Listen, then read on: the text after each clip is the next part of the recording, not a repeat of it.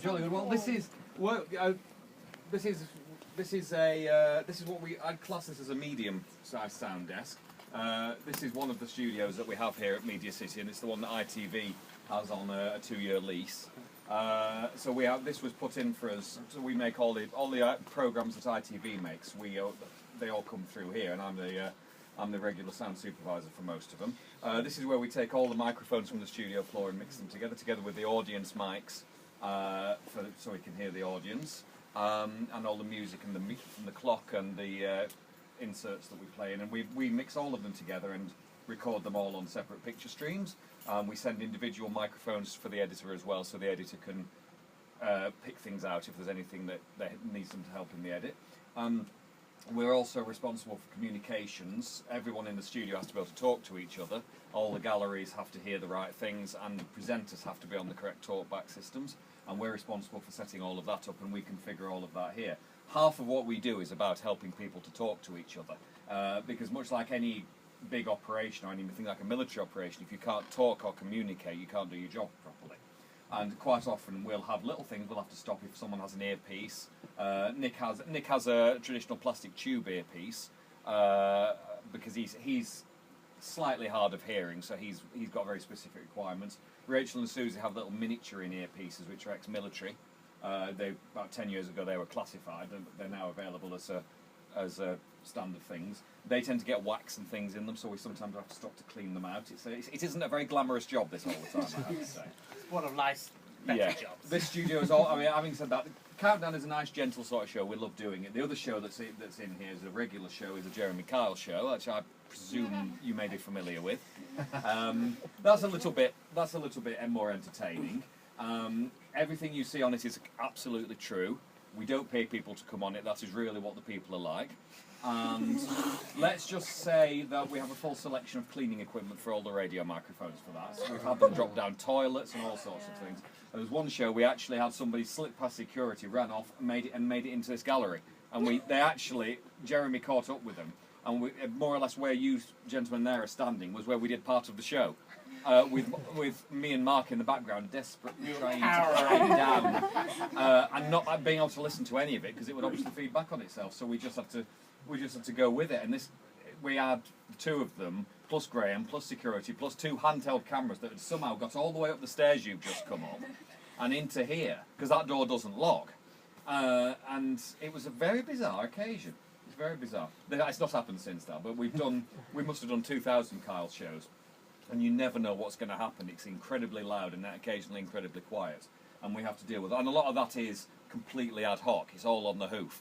So we have to literally make it work and just hang on. And it's literally like being on a roller coaster with nothing to hang on to sometimes. So all sorts of different shows that come here. The other one's University Challenge, which is a nice one. Judge Rinder, relatively new one, which is our British version of Judge Judy. That's fairly quiet by comparison. We used to have, we moved from Granada Television at Key Street, and we had 3 studios there. So quite often we'd leave one set in each studio. So Countdown lived in one studio, Kyle was in one, Uni Challenge would go into another one. And we tended to just not move them. Here, we've got one studio, so we have a big turnaround as well. So tomorrow night, we will finish at about 7 o'clock.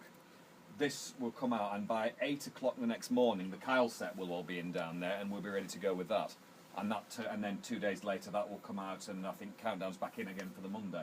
So it's a very busy turnaround. It's a big production line, and we do 5 shows of this a day. We do 4 Kyles a day, 4 University Challenges a day, and it can be. Sometimes it's a non-stop thing. If it works correctly, it's really smooth. Sometimes things can go wrong.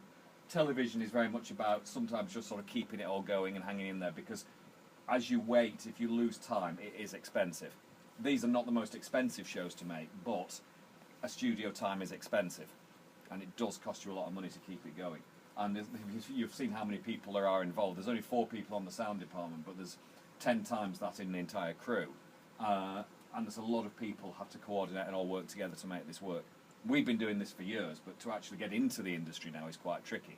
If any of you want to move into the industry or anything, then just the trick is make sure you know what you want to do and just go for it. If you want it more than anybody else, you'll have a better chance of doing it. It's perseverance. Very much so. You've got to have the from my side, you need the technical skills, but you also need the people skills. If you've got technical skills but you can't deal with people, then you've got a problem. If you see, were you on the floor for the last show? Yeah. Right. You were seeing my team coming out and fitting mics to people. When you work in sound, particularly, you can't work at a distance. Cameramen have got a zoom lens; they can go miles away. We have to get within people's personal space, You're within a and foot that's of a tricky thing to somebody's do. space. You have to be the right sort of character to do that. You've got to be able to deal with people. We don't just have women miking up women.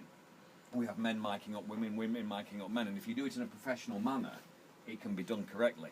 So you've got to, and that's the tricky thing. Not everybody can do that. Not everybody is comfortable with people, with certain types of people close to them. There are some people who just don't like to do it, but if you can do it, it's a great career, but it is a very difficult one to get into. That's great. I've got a coach driving away. All right, okay. Curiosity, how much is the desktop? Okay, absolute pleasure.